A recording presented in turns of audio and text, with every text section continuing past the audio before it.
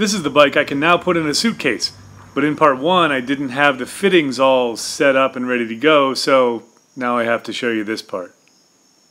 That's the bike, and the red clamp on the down tube and the black clamp on the top tube are where the frame is cut.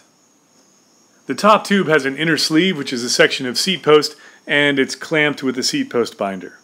Since the top tube and down tube are not parallel, you can't sleeve both, so this is just a butt joint. They're both cut, and you can see there's definitely space in between. And I can tell while I'm riding along by quick visual inspection whether or not that gap is increasing. And over all the time I've ridden this thing, over the past couple of weeks, nothing has moved. That clamp is really strong, doesn't seem to be going anywhere. And now this is what you have to do to take down the bike. Normally the frame joints are last, but I just wanted to show you that. Make sure that those bolts are loose, all 3 of them, maybe 2 or 3 turns. Don't take them out, that's not necessary.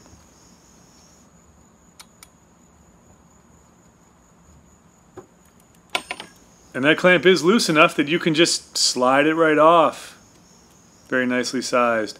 Then go to the top tube, release the brake cable, undo the quick release, and then just wiggle the rear end off.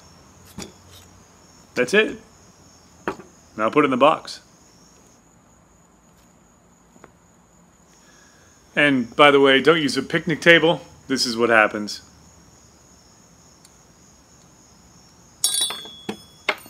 Reassembly turns out to be pretty easy too.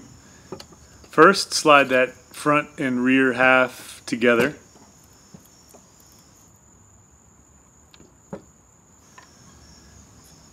Then slide that down tube clamp into place.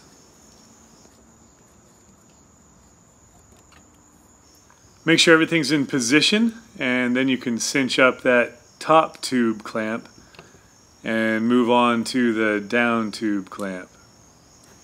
I pushed on it a bit to close the gap before I tightened up those bolts.